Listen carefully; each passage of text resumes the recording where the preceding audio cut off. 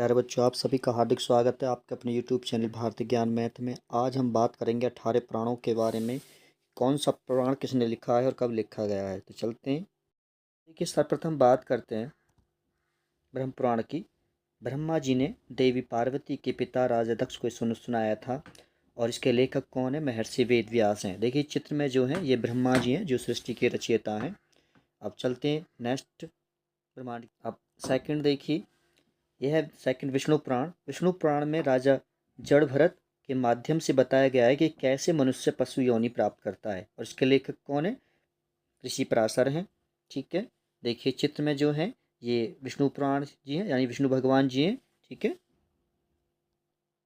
अब थर्ड पुराण की बात करें तो यह है वायु पुराण। इसमें राजाओं के वंश का वर्णन, इसमें दान धर्म और राजधर्म का वर्णन विस्तार से दिया गया है। इसके लेखक भी कौन है? महर्षि वेद व्यास हैं।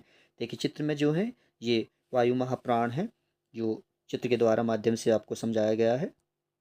अब बात करते हैं देखिए भागवत पुराण की। तो भागवत पुराण में भगवान कृष्ण की लीला यानी कि जीवी लीलाओं का वर्णन किया गया है। इसके लेखक वेद व्यास हैं। और देखिए कृष्ण जो इसमें चित्र में दिया गया है ये भगवान कृष्ण और साथ में माता रुक्मणी जी हैं। नारद पुराण, इसमें शिक्षा, कल्प, व्याकरण, ज्योतिष यानी गणित, छंद शास्त्रों तथा भगवान की उपासना का वर्णन किया गया है और इसके लेखक भी व्यास हैं। देखिए चित्र में जो है नारद जी दिए गए हैं। देखिए नंबर थोड़ा गलत पड़ गया इसमें। ये जो छठा पुराण है, ठीक है, कैसा क्या पुराण है? ये है छठा पुराण। ठीक है, इसमें क्या है? ये मार्कंडेय पुराण है और इसमें ऋग्वेद की भांति अग्नि, इंद्र, सूर्य आदि देवताओं पर विवेचन है। गृहस्थाश्रम, दिनचर्या, नित्यकर्म आदि की चर्चा की है और इसके लेखक कौन है? मार्कंडेय ऋषि ने की है। देखिए चित्र में जो है ये माता मतलब शेरा वाली है मार्कंडेय रूप में। ठीक है,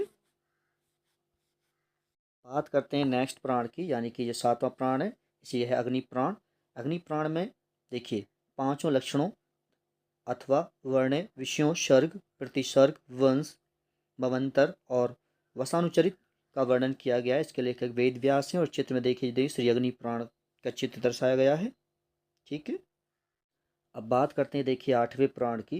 तो ये है भविष्य प्राण। इसमें धर्म, सदाचार, नीति, उपदेश, अनेकों आख्यान, व्रत, तीर्थ, दान, ज्योतिष एवं आयुर्वेद के विषय का संग्रह है। भविष्य प्राण में भविष्य में होने वाली घटनाओं का वर्णन है और इसके लेखक भी वेद व्यास हैं। देखिए चित्र में एक भविष्य प्राण का चित्र दर्शाया गया है। चलते अपने नेक्स्ट प्राण। अब देखिए जो चित्र में दर्शाया गया है ये नौवां प्राण है। कौन सा? ये नौवां ब्रह्मवैवर्त प्राण। श्री कृष्ण और राधा की लीला और भगवान राम और जानकी जी की लीलाओं का वर्णन किया गया है। इसके लेखक भी वेद व्यास हैं और देखिए चित्र में ब्रह्मवैवर्त प्राण की प्रतिमा दी गई है। ठीक है, ये सिर्फ आपको एक साइड मतलब एक शॉर्टकट में बताया जा रहा है, बाकी इसका कोई। देखिए बात करते हैं 10वें प्राण की। तो ये लिंग प्राण है। इसमें लिंग प्राण में भगवान शिव जी के 12 ज्योतिर्लिंग की कथा का वर्णन किया गया है। इसके लेखक अज्ञात हैं, अब तक पता नहीं चल पाया, लेकिन 5वीं शताब्दी से 10वीं शताब्दी के बीच इसकी मतलब रचना हुई है। और देखिए चित्र में ये भगवान शिव यानी कि लिंग प्राण का चित्र दर्शाया गया है। देखिए बात करते हैं 11वें प्राण की। जैसे वराह प्राण है। इसमें भगवान हरि के वराह अवतार की मुख्य कथा के साथ अनेक तीर्थों, मुख्यतः सौरव, शुकर क्षेत्र, व्रत, यज्ञ, यजन, श्राद्ध, तर्पण, दान और अनुष्ठान आदि का शिक्षाप्रद और आत्म कल्याणकारी वर्णन किया गया है और इसके लेखक भी कौन है? अज्ञात है। देखिए चित्र में वराह अवतार यानी कि दर्शाया गया है। अब देखिए बात करते हैं 12वें स्कंद पुराण की। इसमें चंद्र कथा, सोमदेव, तारा, उनके पुत्र वधु की उत्पत्ति की कथा, 27 नक्षत्रों का वर्णन, तारकासुर वध कथा, समुद्र मंथन कथा, गंगा अवतरण कथा, 18 नदियों और गंगा अवतरण कथा और सती कथा का वर्णन किया गया है और इसके लेखक में ऋषि व्यास हैं। देखिए चित्र में ये स्कंद पुराण का चित्र दर्शाया गया है। अब देखिए बात करते हैं 13वें प्राण की। यह है वामन प्राण। इसमें भगवान शिव के वामन अवतार से जुड़ा एक प्राण है। इसमें भगवान विष्णु के दिव्य महात्म्य का वर्णन है।